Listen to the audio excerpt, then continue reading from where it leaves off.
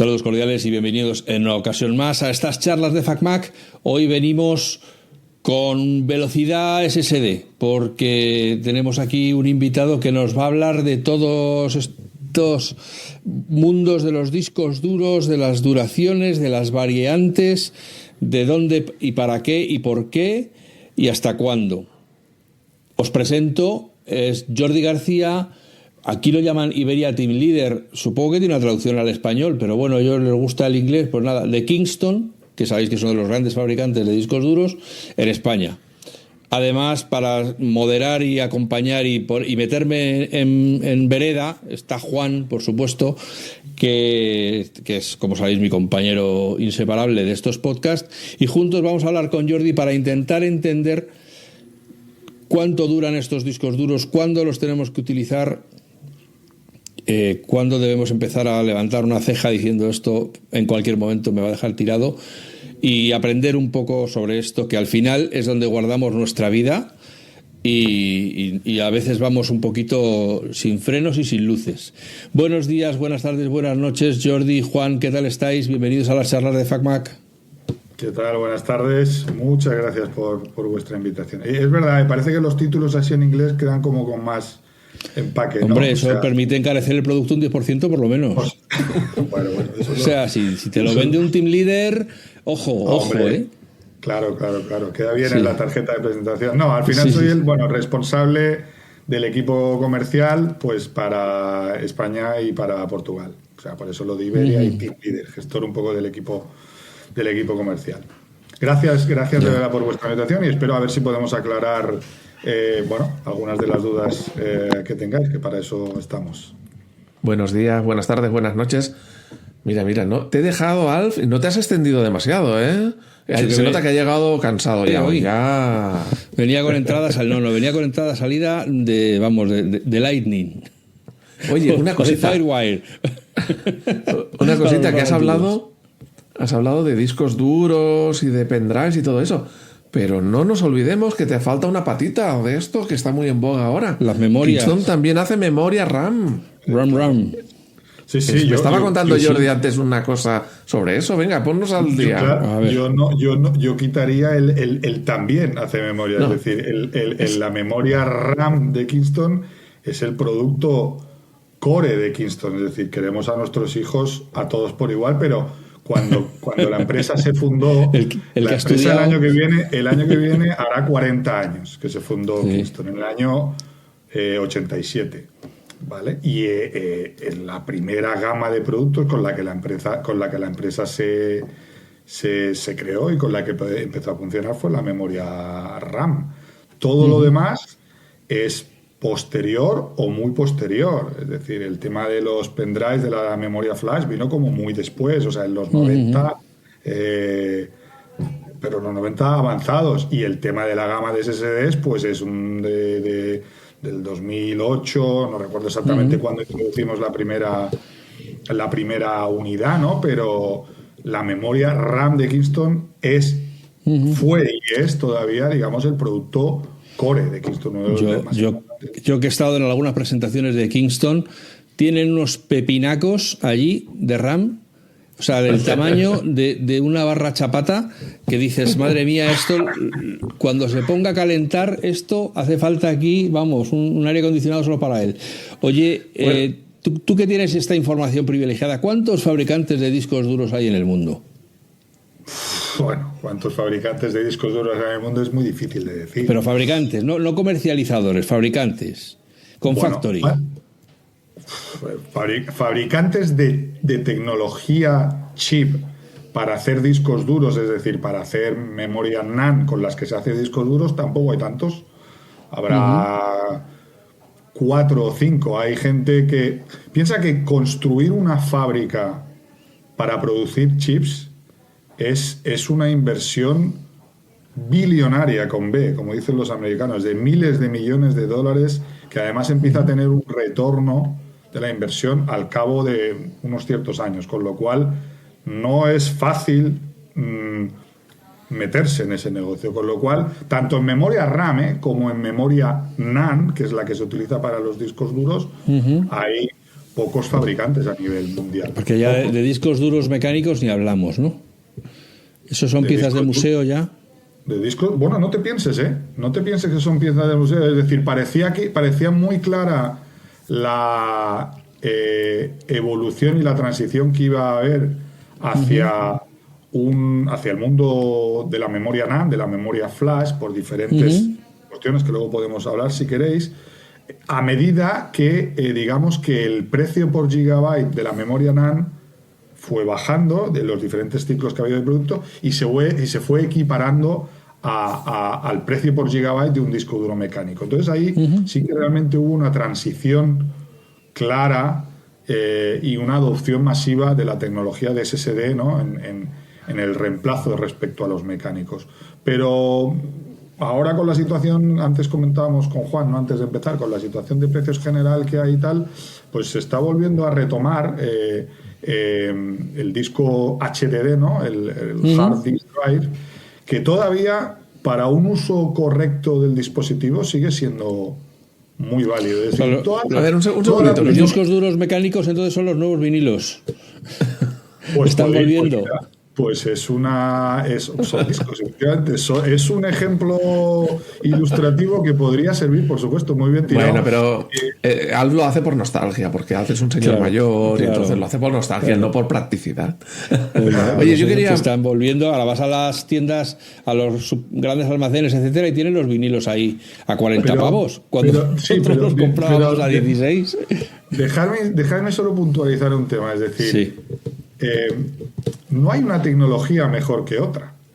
Es decir, lo que hay que saber es qué necesitas, qué usabilidad le vas a dar al dispositivo para al final tomar la mejor elección del dispositivo que necesitas. Es decir, si tú necesitas, por ejemplo, un almacenamiento que se llama en frío, ¿no? De manera técnica, en frío, es decir, tú necesitas almacenar una cantidad importante de datos y dejarla ahí guardado, sin mucho movimiento de entrada, de lectura, relectura, borrado, pues una opción y además más eficiente en coste puede ser utilizar, ¿por qué no?, un HDD.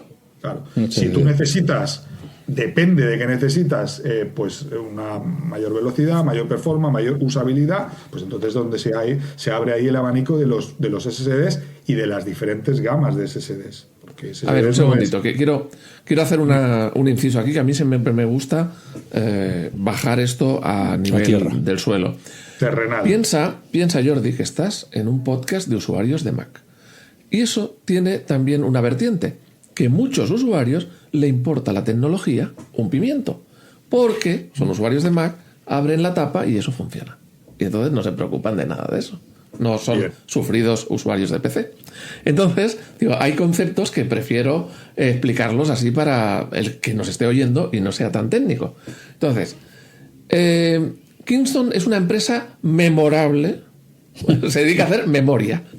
Y que, digamos, hay dos tipos de memoria básicos para nuestros oyentes, que es la memoria RAM, que digamos que es la que hace que el ordenador vaya rápido, y la memoria de almacenamiento, que es la que permite, bueno, ordenador o teléfono, lo que sea, y la memoria de almacenamiento, que es el que permite guardar cosas dentro. Es como si fuera un libro, que cuanto más páginas tiene, más cosas puedes guardar ahí, apuntar ahí, y la ventaja de la RAM es que es muy rápida. Entonces, si tenemos mucha RAM, nuestro equipo va a ir muy rápido, y en cambio el almacenamiento es mucho más lento, pero es más barato que la RAM. Y la otra diferencia es la RAM, cuando se va la energía, se borra, te olvida de todo. Claro, y la otra, el almacenamiento, aunque no tenga energía, sigue guardando los datos. Eso se llama memoria volátil. Te hago una pequeña puntualización. Memoria volátil o memoria no volátil. Es decir, una necesita energía para funcionar, la memoria RAM y la memoria NAND, aunque no tengas energía, el dato se queda almacenado, digamos. Pero no necesariamente hay que comparar en términos de que, te puntualizo, de que una sea rápida, la RAM, y la NAND no sea rápida. No, la NAND es rapidísima. Bueno, antiguamente, estabais hablando ahora mismo, los ordenadores almacenaban la información en discos duros mecánicos, que era un disco que giraba con un motor, iba girando, y claro, la diferencia de velocidad entre la memoria RAM y el disco duro era muchísimo más grande que lo que es ahora, ¿no, Jordi? Claro. Entonces, y de precio también, los euros por mega o los euros por giga, es muy diferente. Pero ha llegado cierto momento en que ese disco duro, o sea, que han salido unas memorias no volátiles, o sea, que mantienen la información aunque no tengan energía, que han ido abaratándose y han ido quitándole el terreno a los discos duros tradicionales, porque son más rápidas, porque no hacen ruido de estar girando como los discos tradicionales, no se calientan tanto, no consumen energía, hacen que tu portátil dure mucho más. Y vosotros no hacéis discos duros mecánicos, pero sí hacéis eso que sustituye a los discos duros mecánicos, que son las memorias no volátiles. O lo complementa, lo sustituye o lo complementa, que es lo que comentábamos antes. A ver, déjame también hacer una pequeñísima aclaración sin extendernos en conceptos técnicos muy complicados, ¿vale? La memoria RAM, rápida o no, pero vamos a suponer la memoria RAM rápida, tiene que ver, o sea, afecta a la velocidad de proceso del ordenador. Es decir, el ordenador, con una memoria de más capacidad y más frecuencia y menos latencia, hace que los procesos de gestión de operaciones sistema sean más rápidos. Eso es la memoria RAM. El controlador de memoria se vincula a la CPU y dan unas órdenes más rápido. El ordenador va más rápido. Funcionamiento del ordenador de rapidez. El storage, sea vía disco duro mecánico, HDD, hard disk drive, o sea, disco duro de estado sólido, SSD, tiene que ver con el almacenamiento, el storage. Luego lo que pasa que el acceso a esos datos dentro del dispositivo pues es más rápido o no, pero en la comparativa entre un HDD, entre un disco duro tradicional y un disco duro de estado sólido. Lo que no no tiene sentido comparar es la rapidez de la RAM versus la rapidez de un disco duro, por ejemplo, de HDD. No, pero era para que los usuarios vean que todo sistema informático, digamos, un ordenador o un teléfono, tal, tiene los dos tipos de memoria. Correcto. Uno para trabajar, digamos, que es la RAM, y otro para acordarse de lo que ha hecho, claro, digamos, de acudir a la información y depositar el trabajo realizado, que es el almacenamiento o el disco duro que se llamaba toda la vida y que ahora se conoce como SSD. Y hay una variante de eso que también conoce nuestra gente, que es el típico pendrive. El pincho, el pendrive, pincho USB, el flash, que es una variante del disco, es un almacenamiento no volátil. Por terminar el tema de los discos duros mecánicos, dice mi amigo David Pobes que de discos duros mecánicos solo hay de dos tipos, uno el que ha fallado y otro el que está a punto de fallar. Sí, que son impredecibles. Esto es como el tema de los barcos, ¿no? Hay 2 días felices cuando te lo compras y el día que lo vendes, ¿no? Son los 2 días felices. Cuando compras el barco estás muy contento y el día que lo vendes también estás contento porque te lo has sacado del día. Pues, sí. No sabía la licencia así un poco descontraída, pues esto pasa lo mismo con los HD. No tiene por qué. Los discos duros... y no es una gama, no hago corporativismo porque nosotros no llevamos, claro, pero no los discos duros mecánicos bien utilizados, bien entendidos, tienen su utilidad, tienen su eficiencia en coste y son una opción que pueden ser válidas. Claro que sí, ¿por qué no? Sí, pero yo me acuerdo que decía David que la gente ahora ya a lo mejor compran menos, pero cuando compraba discos duros pues necesitaba 3 discos duros, pues compraba 3 discos duros. Resultado, los 3 discos duros eran de la misma gama, del mismo día de fabricación, del mismo número de serie, así que los pones y resulta que van a fallar todos más o menos en el mismo periodo porque su vida útil es para toda la misma.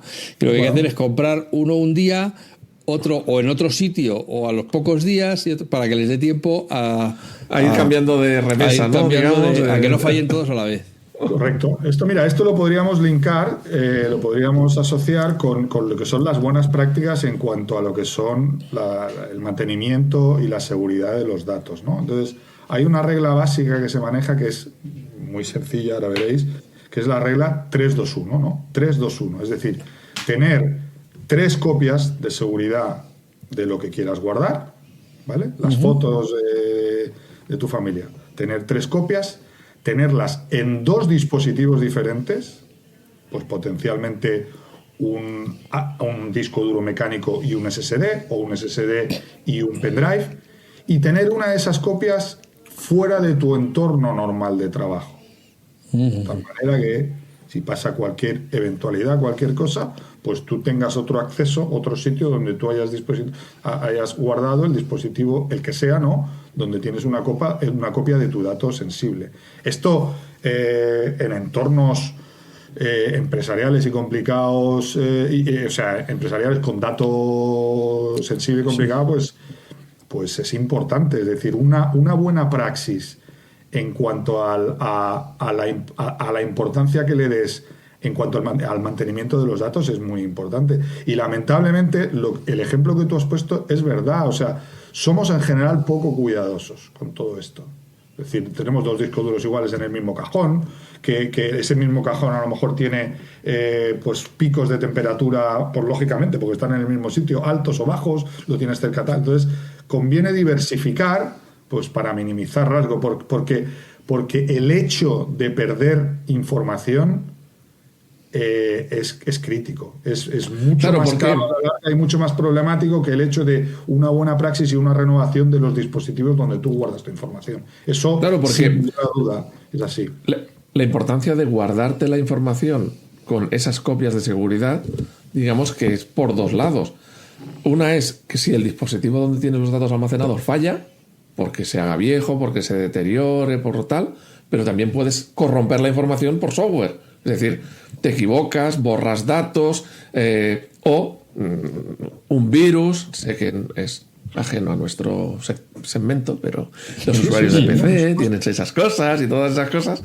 Entonces, se puede borrar por software o se puede borrar porque ha fallado algo. Entonces, cualquier cosa te hace que tener una copia sea muy valioso.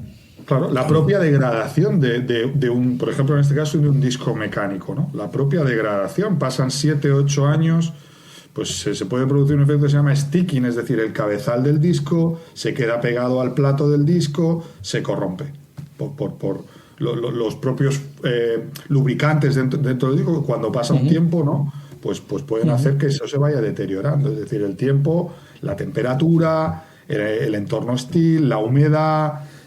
Todo esto hace que en un horizonte temporal alto pues tengas que tener en cuenta que puede haber una propia degradación, con lo cual tienes que entender muy bien el dispositivo donde tienes esa información sensible y cuál es el requerimiento para un mantenimiento correcto, ¿no?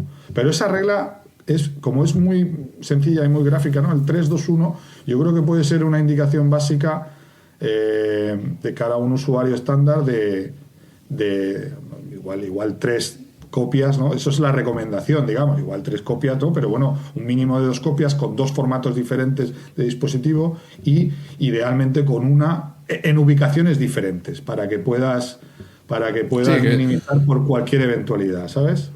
Claro, te entran a robar, que se inunde la casa, que se incendie, tienes las hay que tener previstos los imprevistos. Claro. Entonces, yo voy a empezar por el ejemplo más sencillo, que digamos que no es el de más valor, pero son los pendrives.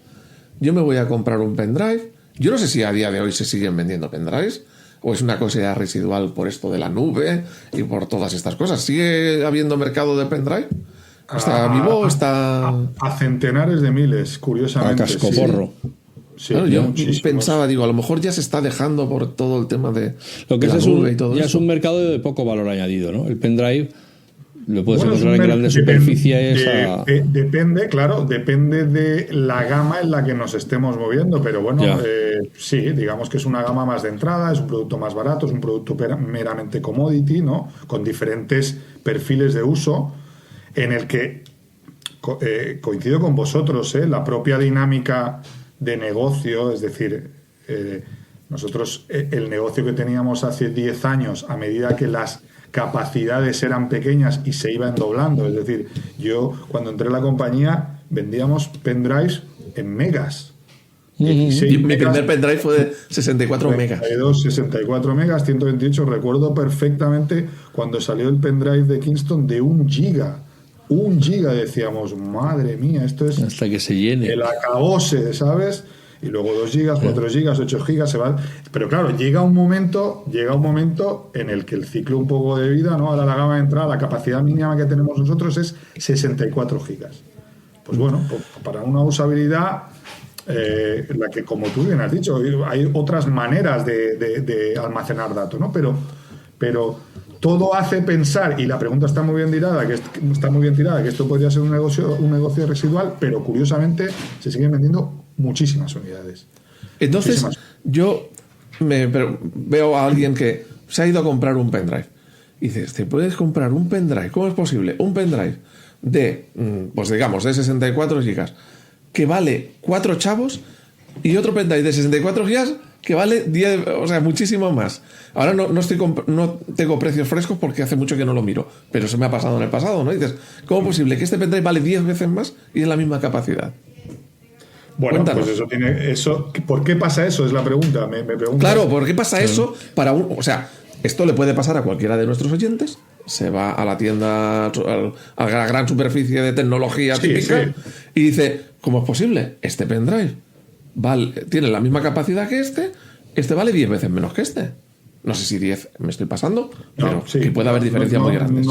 Sí, es verdad. Los precios son muy bajos a día de hoy, ¿vale? Esa es la primera consideración.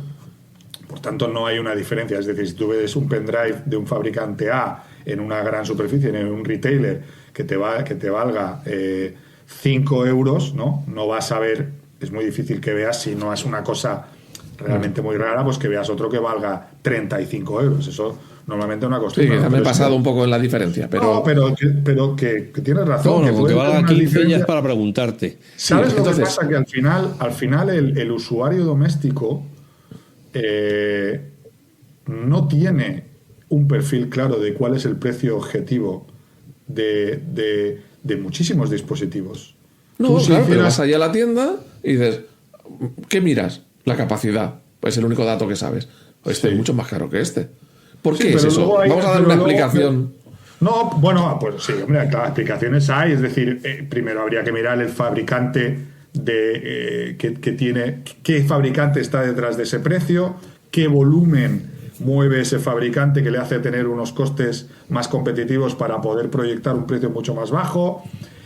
Luego tendría que verse también un poco la propia política de precio de la gran superficie. Es que muchas veces pasa eso, o alguna promoción puntual, pero hay muchos factores que pueden influir. Pero puede haber grandes diferencias en la electrónica interior, en que un pendrive que vale 5 euros falle antes que uno que vale 15. Claro, yo quería ir a parar ahí. Hay una cosa, digo que ahora me ibas a decir, hombre, la calidad, la posibilidad de fallo. Ahora hablo de mi libro, ahora hablo como decía... y te acabaría preguntando, ¿por qué Kingston y no otra? Entonces... Sí, claro que sí. Es decir, la calidad de los... Por supuesto. Que tampoco quiero que sea una conversación simplemente en la que esté permanentemente sacando pecho, ¿no? Creo que es una conversación distendida un poco para entender el funcionamiento. Pero por supuesto, hablando de nuestro libro, claro. O sea, la calidad del componente, la calidad del chip, hay diferentes calidades, lógicamente, a diferentes precios. Y luego la arquitectura interna, pero, por ejemplo, en un producto de poca sofisticación, como es un pendrive estándar, la repercusión que eso tiene en el precio final no está en la línea tan exagerada, ¿no? Como has comentado al principio. Pero claro, lógicamente sí que hay diferencias. Y lógicamente sí que es una apuesta ganadora a largo plazo de cara a fiabilidad y a seguridad en cuanto a tu dato sensible,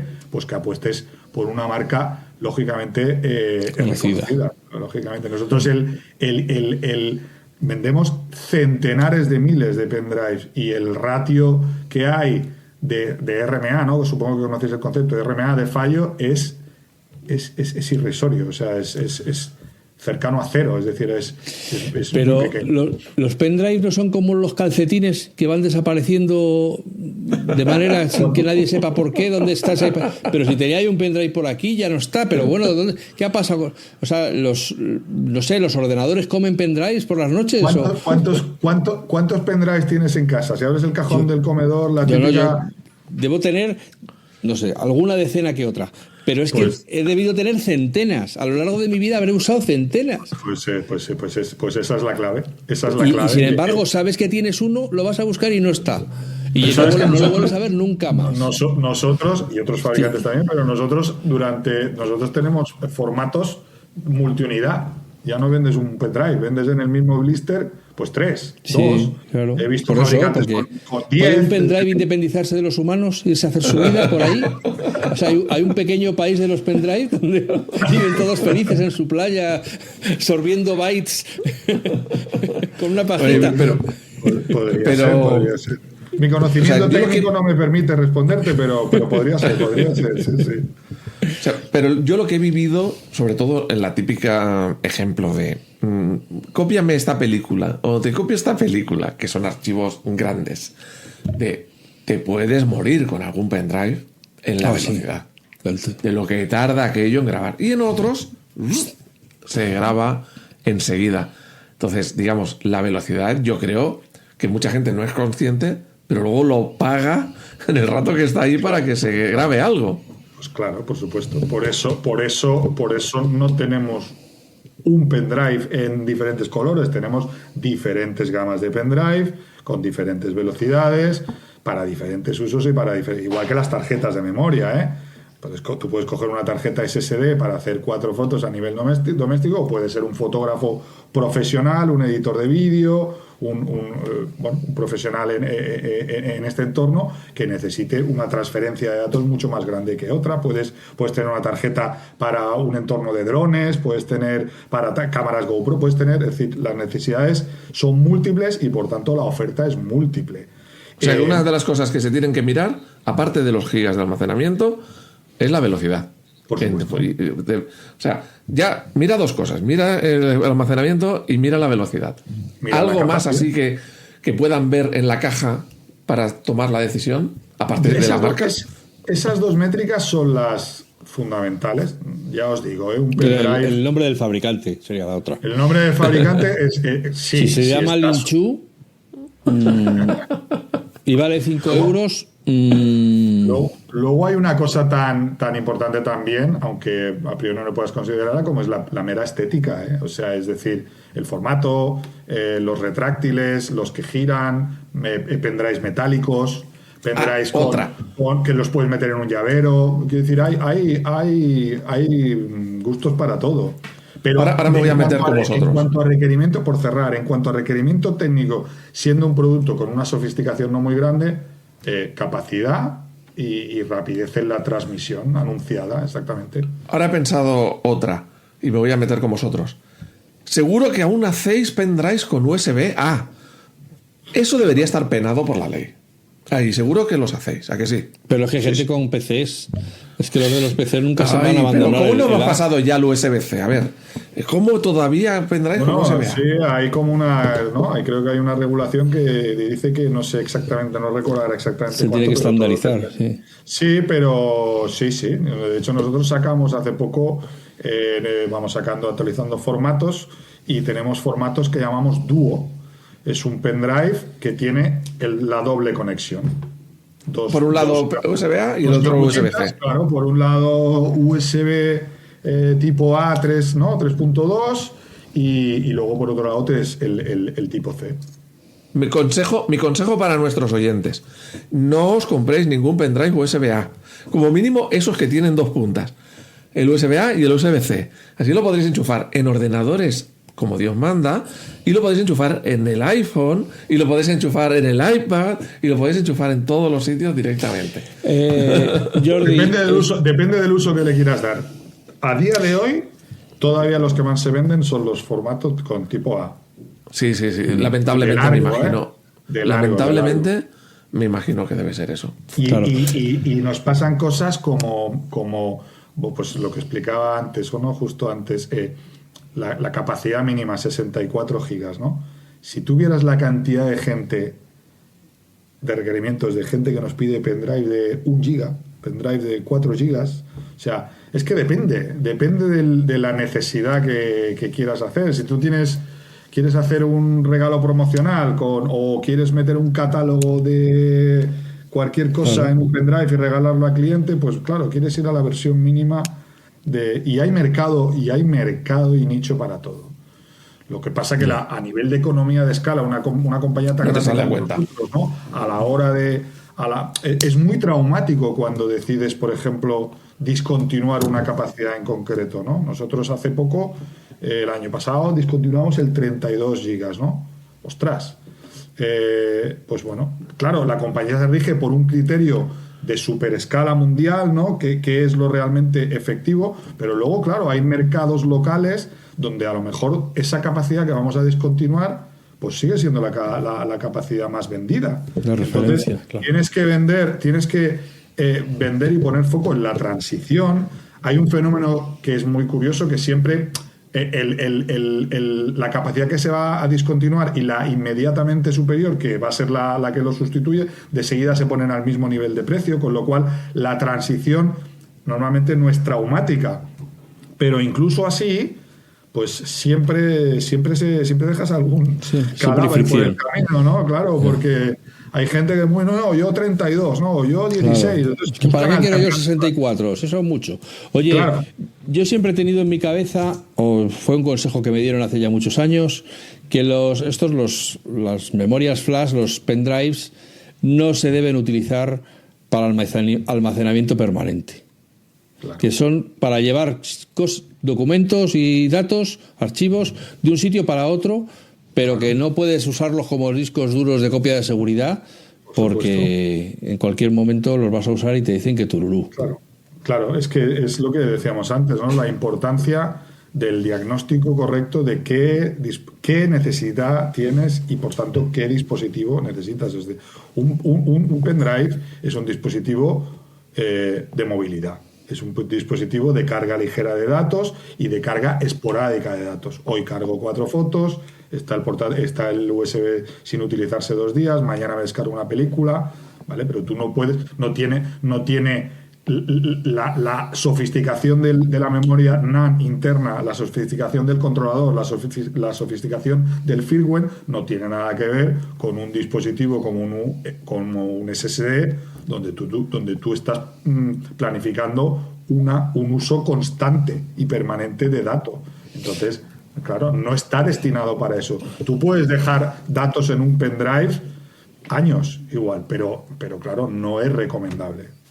¿Qué vida útil tiene o qué podemos tener en la cabeza pensando un pendrive en dar posibilidad de dar un fallo o qué garantía tienen? Es decir, yo compro un flash, una memoria flash de Kingston.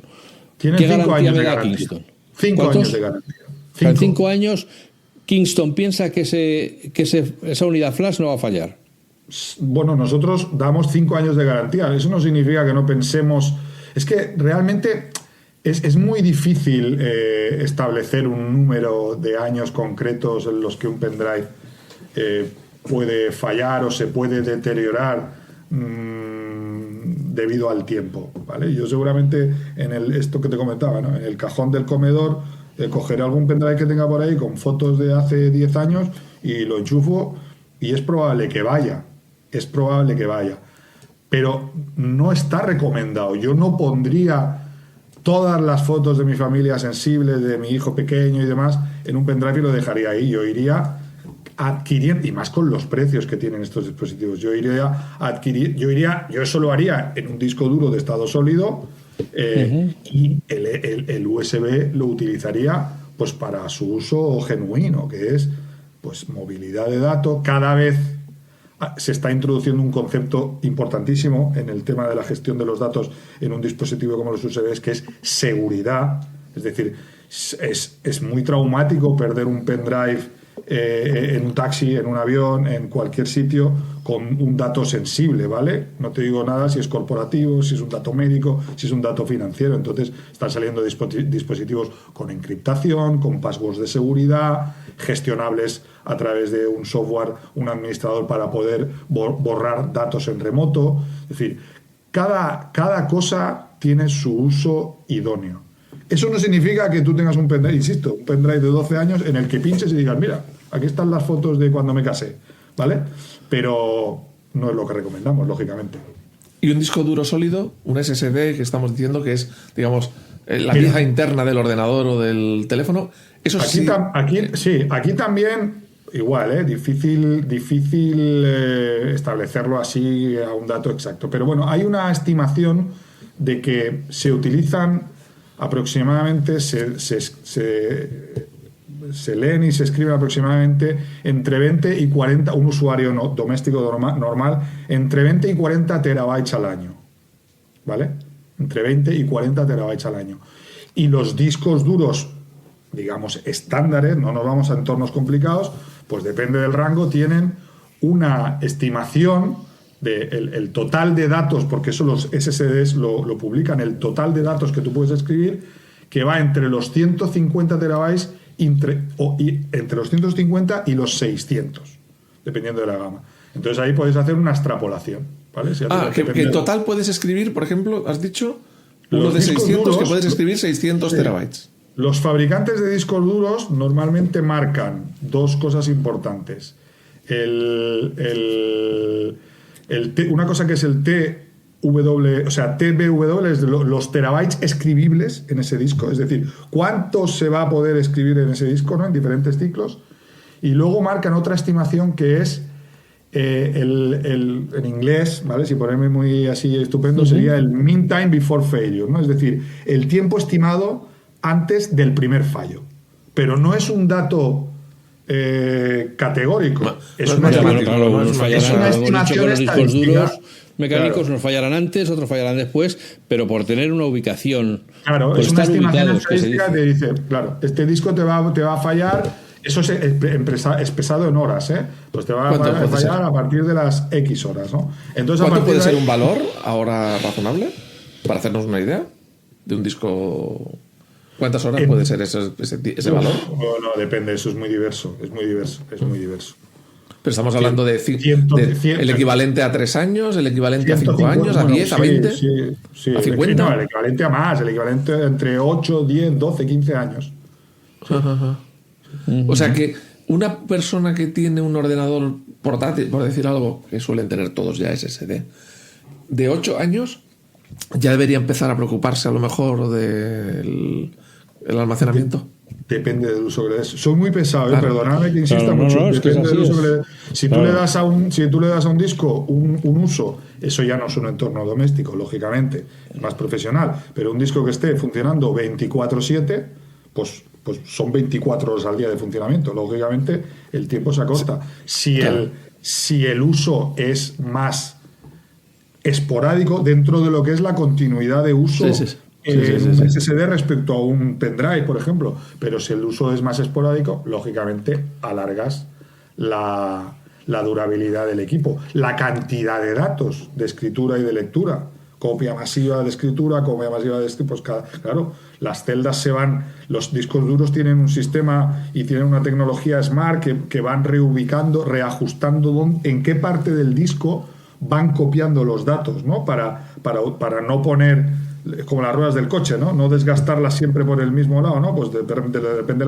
las gasto aquí, el propio disco hace autodiagnóstico, detecta que una serie de celdas están ya sobreutilizadas, entonces de repente se va a otra parte del disco y él se autogestiona el grabado de la información para extender la durabilidad del dispositivo. ¿Cuál es más fiable quedaros un poquito con esa aproximación a lo que podía ser la durabilidad. ¿Qué es más fiable en cuanto a almacenar datos? ¿Disco duro mecánico o disco duro SSD? Permanente. Depende del uso. No, porque yo he oído, yo he llegado a oír. Para archivar, ¿no? Yo he llegado a oír que, igual que tú acabas de decir, que un disco duro sólido tiene unas X gigas o teras que puedes escribir, digamos, que soporta hasta que escribas tantos teras. Uno mecánico, yo nunca he oído eso, o es porque no lo he oído y ya está, como que no tiene el límite de puedes escribir todo lo que quieras. No, porque la aguja se va gastando y el disco se va gastando. Sí, claro, por eso. Sí. El disco duro mecánico tiene muchas más posibilidades de fallar. de fallar y de romperse, partes movibles, partes mecánicas, vibraciones, desgaste, temperatura, desalineamiento, perdón, del cabezal, es más susceptible a fallo. La tecnología SSD sin partes móviles es mucho más robusta.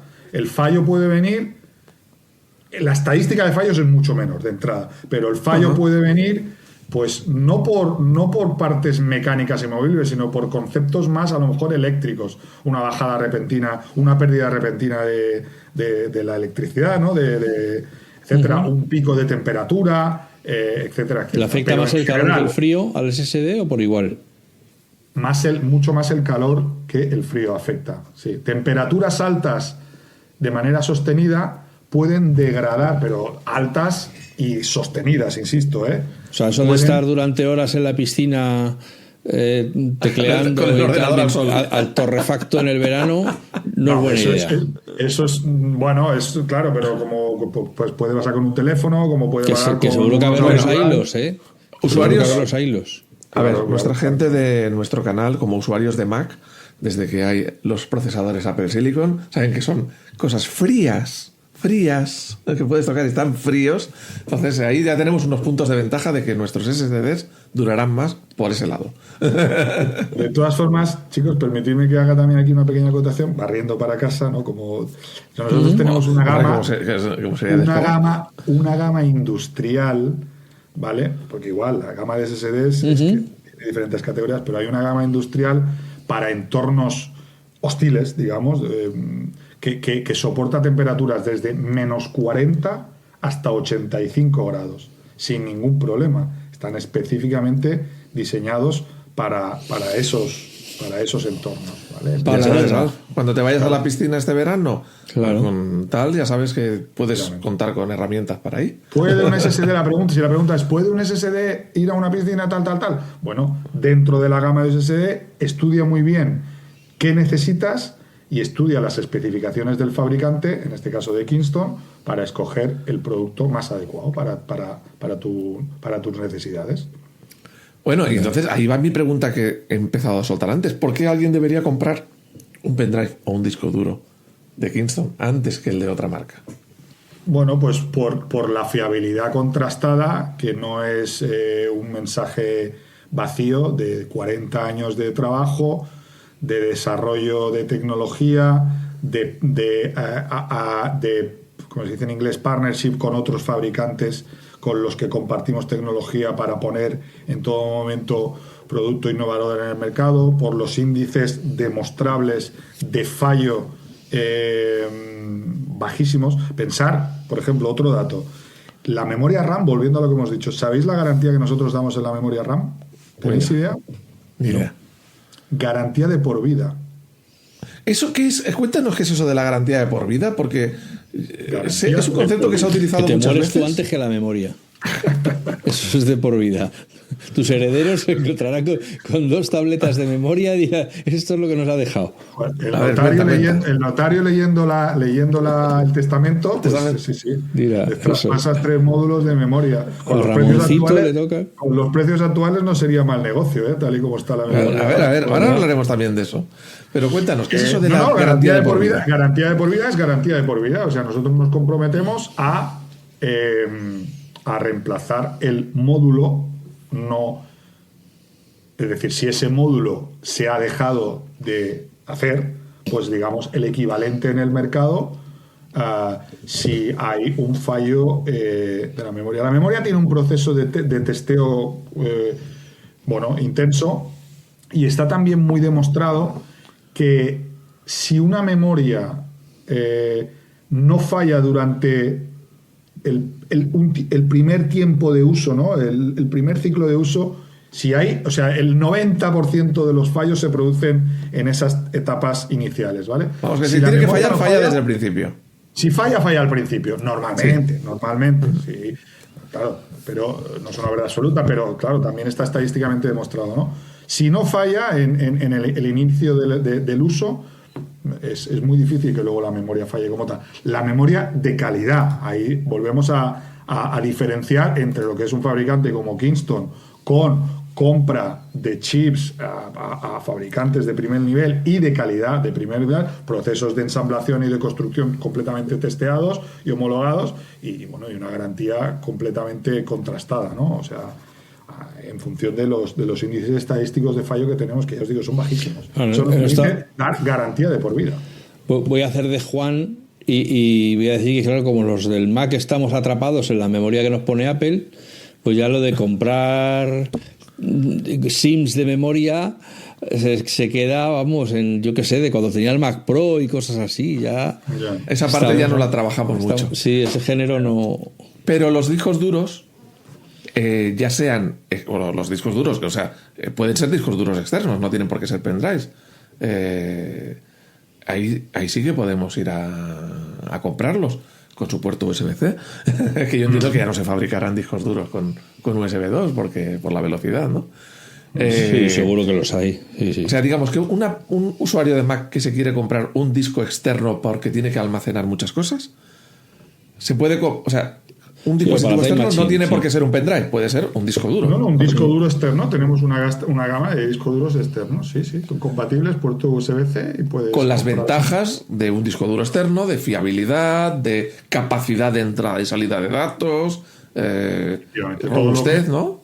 Exacto, todo lo que hemos venido comentando, por no hacerlo redundante, combinado además con formatos ultra portables, súper pequeñitos, ¿sabes? Tengo aquí uno. Nosotros tenemos dos gamas muy chulas, el XS1000 y el XS2000. Son muy pequeñines, muy portables y añaden todo este portfolio. Mira qué cucada. Exacto. Mira, sí, este es el...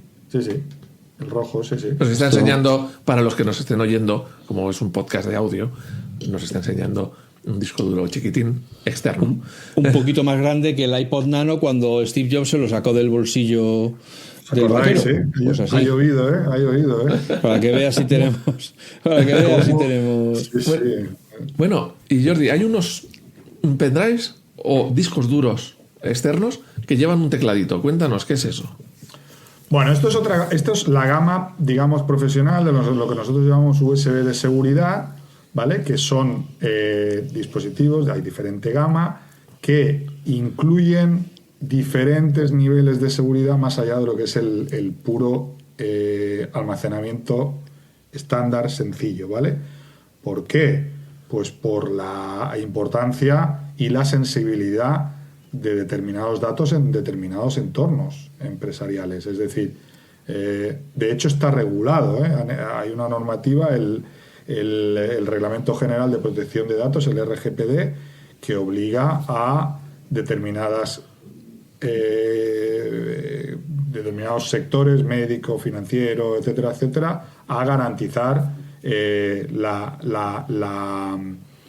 la seguridad de los datos que gestionan. Entonces, bueno, este en concreto incluye un teclado, pues un teclado alfanumérico en el que tú estableces una contraseña de 8 dígitos para poder desbloquear el pendrive y acceder a los datos. O sea que una empresa, por lógica, porque tiene datos sensibles, debería, si va a comprarse un disco duro externo o un pendrive, debería ser de estos que tienen un teclado, ya más, o sea, para que asegurarse de que nadie le robó los datos y también por el cumplimiento de la ley. De estos que tienen un teclado y de otros que hay todavía más sofisticados, que incluyen conceptos como encriptación por hardware, diferentes... No quiero extenderme en un nivel muy técnico, pero hay pendrives, yo creo que esto se entenderá, que tienen certificaciones que son diseñadas por... organismos militares, o sea, a ese nivel, ¿vale? Imagínate de lo que estamos hablando. Entonces, claro, depende de lo que necesites, pues tienes una gama o tienes otra. Son sistemas que pueden ser gestionados desde un administrador externo. Pierdes el pendrive, entras en remoto y borras tus datos. Si alguien intenta 10 veces hackear el password, se borran automáticamente los datos. Algún usuario puede pensar, bueno, pero en macOS o en Windows tienes un sistema de cifrado propio de que ya se cifran los datos en ese pendrive y tal. Yo entiendo que aquí la gran ventaja sería que como lo hace el pendrive, puedes enchufarlo en un ordenador, en otro, en un Mac, en un Windows, y puedes leer y escribir desde todos sin preocuparte del sistema que tenga. Correcto, exactamente. Es el propio dispositivo el que se autogestiona en diferentes niveles. Independientemente de dónde lo enchufes. Efectivamente, para encriptar y para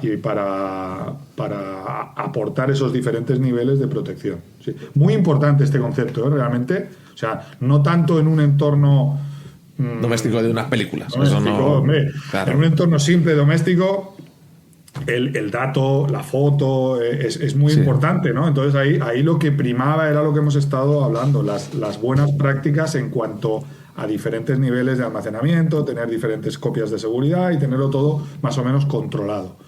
Pero en entornos de dato movible y de empresa corporativa, dato sensible, es muy importante. Es muy importante. Pueden haber penalizaciones, pueden haber multas, entonces es muy importante que las empresas, como siempre cuesta, adoptar nuevas prácticas cuesta, pero las empresas tienen que entender la importancia de la sensibilidad del dato, claro que sí. Y luego había un tema que hemos estado hablando antes de empezar a grabar, que tienes que contarnos un poquito. ¿Qué está pasando en este mundito de las memorias RAM, de los almacenamientos y del precio que está disparado como loco? ¿Qué ha pasado? ¿Qué narices está pasando? Tenemos tiempo, ¿no? Hasta las 12 no hay problema si estamos aquí. Nada. La gente que coja las palomitas y que se preparen. Paramos para cenar y seguimos, ¿no? Luego, eso es. Sí. No, a ver, sí, vamos a intentar explicarlo de una manera lo más sencilla posible. O sea, pues ha habido una explosión absolutamente brutal de demanda de memoria y otros componentes, pero fundamentalmente memoria, debido a no sé si repito mucho la palabra, pero lo vuelvo a decir, a la explosión de la inteligencia artificial. ¿Vale? Todo el mundo está ahora desarrollando su propia inteligencia artificial y, consecuentemente, hay una necesidad de máquinas físicas, servidores, data centers, etcétera, que llevan memoria, que necesitan, lógicamente, de memoria pues para poder ejecutar los requerirequimientos que tienen. Sí, entonces, que las IAs o los modelos de IA requieren mucha memoria RAM. Efectivamente, sí. Requieren máquinas muy potentes con memoria de muy alto standing y además todo el mundo lo está haciendo. Hay una serie de creo que te decía antes la palabra, ¿no? Los hyperscalers, ¿no? Las hiperescalas, las grandes empresas, sin dar mucho nombre, pero tipo Google, empresas de Meta, todo este tipo de gente que están desarrollando todo esto, pues es que claro, han hecho un acopio de pedidos y tienen unas previsiones de compra que han hecho que el momento estándar de producción de la memoria como tal pues haya quedado completamente distorsionada. Entonces hay una tensión de demanda importante y hay una subida de precios pues bastante impresionante en los últimos 6-8 meses. Aquí el factor es, por cerrar un poco el círculo, es entender cuánto va a durar esto, porque ahora mismo realmente es un poco disruptivo, es decir, la memoria nuestra de servidor, pues insisto, no nuestra, es que esto realmente es sistémico, esto le está afectando a todo el mundo. Está afectando a los fabricantes de portátiles, le está afectando a todo el mundo. ¿Cuánto va a durar esto? Pues veremos cómo se habla también de que hay, un poco como pasó con la crisis inmobiliaria, hay como una bombolla especulativa alrededor del mundo de la IA, ¿no? Entonces, ¿esto cuánto va a durar? ¿Quién seguirá? ¿Quién no seguirá? ¿Quién se caerá? Y consecuentemente, pues la lógica dice que después de X tiempo todo volverá a la normalidad, ¿no? Pero ahora mismo estamos realmente en medio de esa tormenta, si me permitís la expresión, y es una situación con la que hay que lidiar, porque tienes mucha más demanda de la oferta real que tienes. Pero ¿tú sabes cuánto va a durar? ¿Tienes ese dato? No tengo ese. Venga, danos la exclusiva, venga, dinos cuándo se acaba. Sería millonario probablemente y no estaríamos haciendo esta entrevista, ¿no? No, permite la licencia, ¿no? No se sabe, realmente no se sabe. Las previsiones son que tienen continuidad. Sinceramente tiene continuidad todavía pues este entorno explicado en sencillo de subida de precios, pero también es verdad que vemos claramente ya que la demanda, y además, y sobre todo inminente, ha sido ahora, recientemente, este mes de febrero, la demanda ya se está empezando a resentir, es decir, determinados precios no son asumibles por depende qué entornos, ¿no?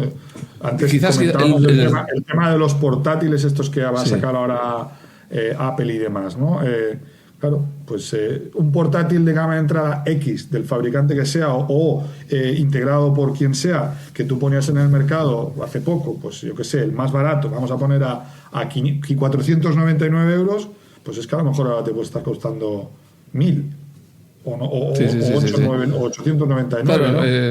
Estamos en un momento que estaba comentando antes, parece ser que el precio de la memoria RAM y del almacenamiento ha pasado en los portátiles baratos de pesar, no sé si había oído, de un 10% a pesar un 30% o quizás más, digamos, hace que un portátil caro pues se note menos, pero en un portátil barato pues se note más y deje de ser tan barato, ¿no? Y de golpe y porrazo te encuentras, pues eso, que pasa, como has dicho, de 500 a 1.000, ¿no?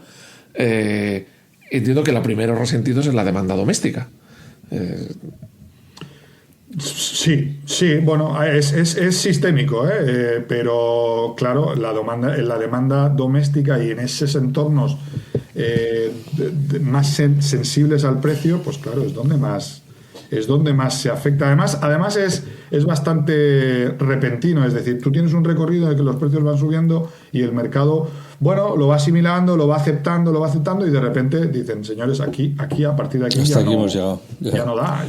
Ya este portátil objetivamente con esta configuración pues ya no da. Está fuera de mercado. Entonces, ¿qué está pasando? Que también lo comentábamos antes juntos de empezar, ¿no? Que muchos fabricantes se están planteando retomar configuraciones que ya no había. O sea, menos capacidad, menos velocidad, es decir, poner una tipología de producto a lo mejor con menos especificaciones técnicas, pero que seas capaz de ponerla a un precio, digamos, más razonable, ¿no? O sea, volver a equipos con menos almacenamiento, menos memoria. Reintroducir gamas de producto con menos capacidad. Entonces, hay conversaciones en la antesala, digamos, sobre este tipo de planteamientos. Bueno, fíjate que en esta época en que los portátiles baratos son los más perjudicados, más que nada, no es porque le perjudica a todos por igual, ¿no? Pero donde se nota más, ¿no?, el impacto. Justo Apple va y saca un modelo barato, un modelo para competir con esa gama. Claro, ahí está dando un golpe muy fuerte. Pero sí es verdad que es con 8 GB de almacenamiento de RAM cuando normalmente ya estaba en los 16 como mínimo. O sea que pues ves, va en la línea, ¿no? Va en la línea de lo que comentamos, está bien tirado. Está bien tirado, sí. Nosotros y todos. Es que, os insisto, quiero que quede claro este concepto que es sistémico. Estamos dándole vueltas al tema de decir, bueno, discos de 500 gigas, pues retomamos la producción.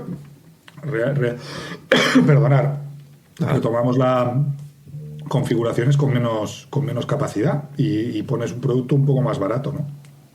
Intentando... Bueno, a lo mejor te veo que estás que en el catálogo pronto vuelves a aparecer algún producto, una capacidad que ya se había quitado y vuelve a aparecer, ¿no? Bueno, son decisiones muy arriba, ¿no? Muy corporate. Cosas verídicas. Claro, las implicaciones que eso tiene, ¿no? En un mercado, o sea, nosotros vendemos en 200 países, o sea, es una empresa muy global, y luego esta situación también es asimétrica. Volvemos a lo mismo, hay mercados más sensibles al precio que otro dependiendo de la capacidad económica del país. No es lo mismo, esto dicho con absoluto respeto, pero no es lo mismo pues vender en África, vender en España, vender en Noruega. Quiero decir, los mercados y las economías domésticas pues tienen más capacidad de asumir determinados precios o no. Eso nos pasa con independencia de este punto en concreto de esta subida. Nos pasa si tú ves el portfolio de venta de Kingston en diferentes países, es muy curioso cómo ves diferentes realidades, ¿no? Otros mercados pues se vende gama mucho más alta, se vende memoria mucho más potente, mucho más corporativa, depende del tejido industrial. Forma parte de la diversidad. De la diversidad un poco que nos da eso, trabajar en tantos países y en tantos entornos. Kingston no le vende a fabricantes, ¿no? De ordenadores. O sea, nosotros no hay tenemos, portátiles que tengan... Es una muy buena pregunta. La empresa está dividida en dos áreas. Hay más, pero a nivel de venta tenemos lo que es la parte de canal, lo que nosotros llamamos channel, que es lo que vosotros veis, cualquier producto de Kingston que veáis con la etiquetita, sea la gama que sea, etiqueta Kingston, y luego la división OEM, que se llama, ¿no? Original Enterprise Manufacturing. Pero son contratos que nosotros tenemos con esas grandes, les hacemos memoria a esas grandes empresas, grandes a nivel mundial. No puedo dar, y no le vendes a Apple. Son contratos de confidencialidad. Aquí sí que no permitirme, no puedo mojarme, no me apretéis, por favor.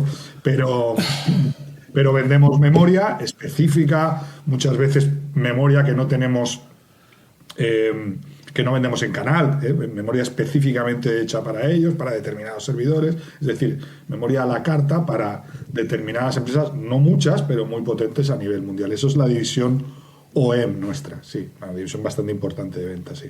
En un artículo, te voy a preguntar tú, que a lo mejor no tienes opinión formada, pero te lo voy a preguntar porque tú entiendo que estás todo el día, dale que te pego con estas cosas.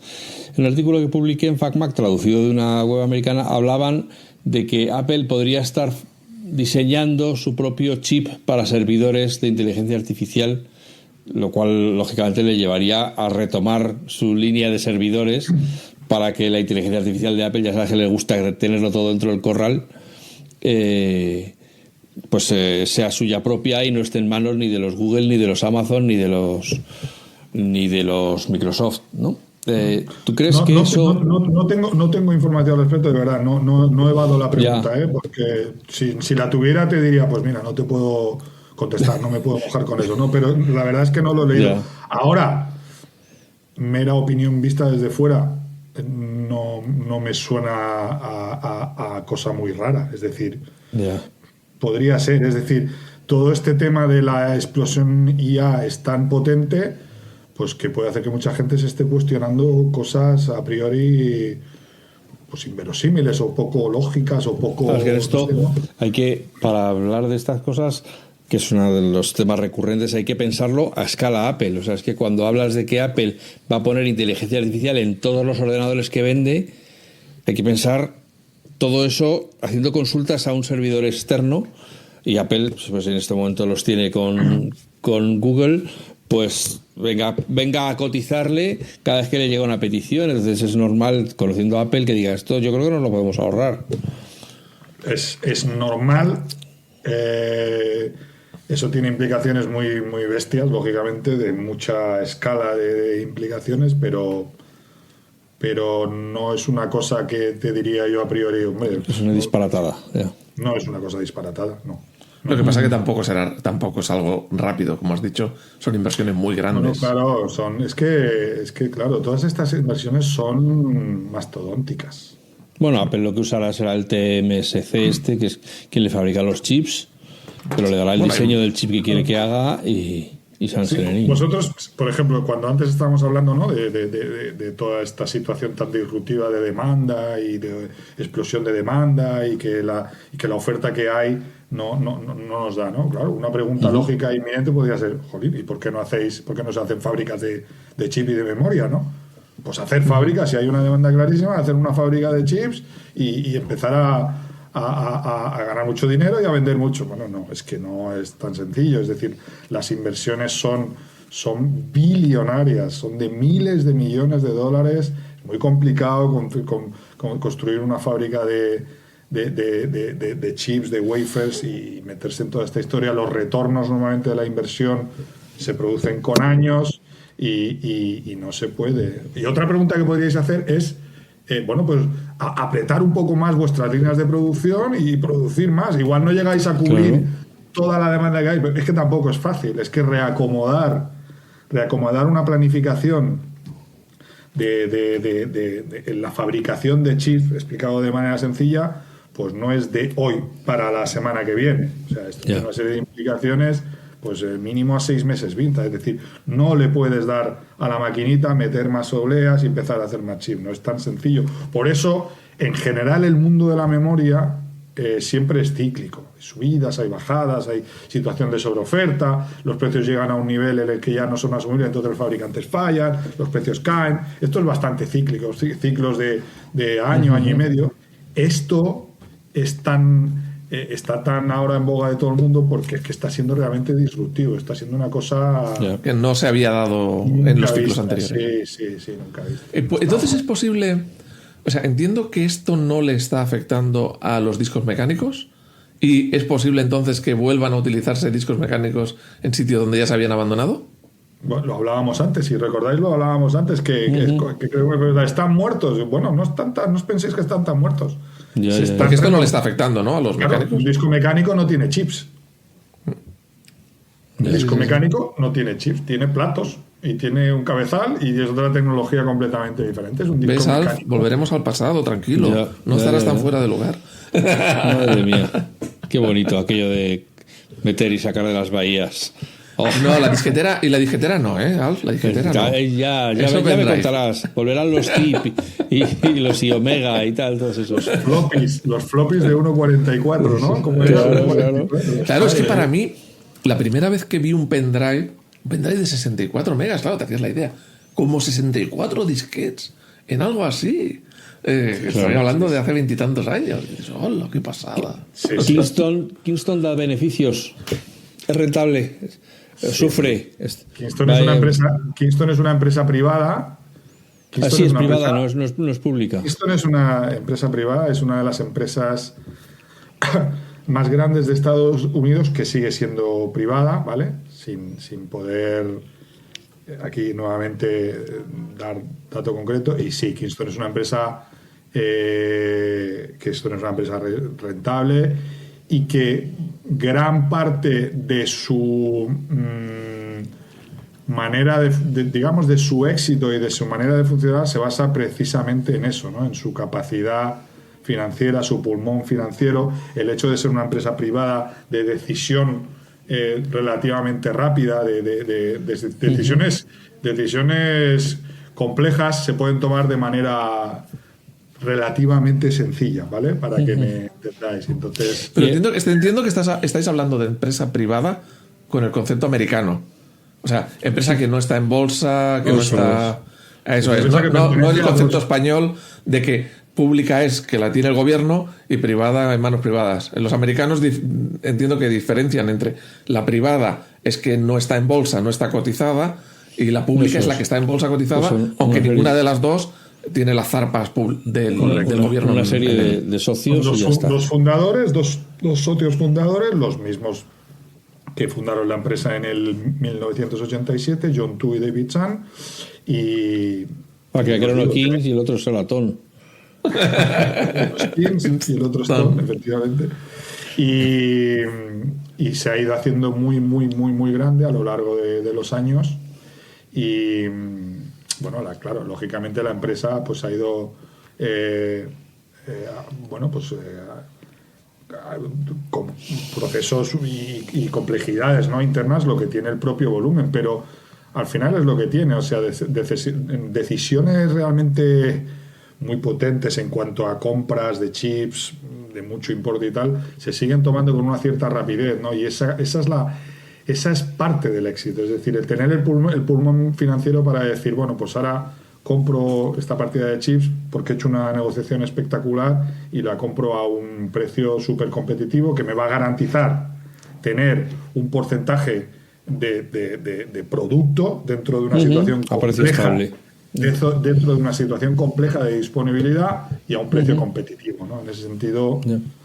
¿Y el sector está tranquilo o están todavía comprando y vendiéndose empresas o cerrando empresas y otras quedándose con...? El sector, bueno, pues como todo en la vida, digamos, antes de llegar a esta situación disruptiva de la explosión de la IA, pues tiene la propia dinámica del sector. Algunos canales de venta suben, otros bajan, algunas empresas pues entran en problemas, otras salen, otras no. Quiero decir, la dinámica de cualquier sector, ¿no? Vale, pero no es volátil, es no volátil. Exacto, es no volátil. Somos menos de los que éramos cuando yo empecé en el 2004, ¿vale? Pero seguimos teniendo muchos clientes de muchísimos años de fidelidad. Y ahora,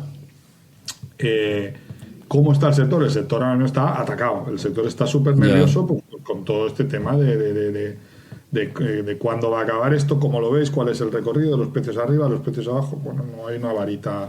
No hay que invertir en oro, hay que invertir en almacenamiento y en RAMs. Eso es. Bueno, amigas, amigos, vamos a dejar que este pobre hombre Jordi, que ha venido aquí de buena fe, no voy a decir que engañado, pero ha venido sin saber a lo que venía. Un poco engañado, sí, vamos, si me permitís. Pensaba que esto iba a ser, no, encantado, ha sido un auténtico pensaba que iba a ser un sitio serio. Creía que iba a ser 40 minutitos. Que aquí va a ser un corte de pelo y resulta que no, que lleva permanente y teñido. Entonces, bueno, pues eso, le vamos a dejar que vuelva, que lo mismo hasta tiene familia y todo. Y nosotros... ¿Que no lo ha dejado ya por este podcast? Sí. Dejarme de verdad, o sea, me ha encantado, de verdad, me ha encantado el approach a la conversación que hemos tenido, porque se pueden hablar de cosas serias y de cosas importantes, pero en un contexto así descontraído y de verdad os agradezco el planteamiento, la oportunidad y cuando queráis repetimos. Por mi parte, encantado. Pues fenomenal, pues seguro que habrá muchas ocasiones, porque esto no tiene pinta de que vaya a acabar pronto, así que habrá más tensiones de las que hablar. Ya sabes, Jordi, el próximo producto que vaya a salir de Kingston, presentación estrella aquí. Eso es. Vale, oye, eso estaría pues bien. Venga, me comprometo. Eso estaría muy bien. Así estaremos, bueno, como sea una memoria de esas de servidor que vi yo allí, que aquello hacía falta un remolque para llevarlas, estaremos los dos mirando con cara, pero ¿qué está hablando este? Hoy en día un remolque, una vitrina y 2 guardias de seguridad, porque como roben una memoria de esas, como la perdamos... Fíjate, madre mía, luego la venden al peso. Por gramos, la venden por gramos. Bueno, amigas, amigos. Y los venden individuales, sí, perdona. Efectivamente.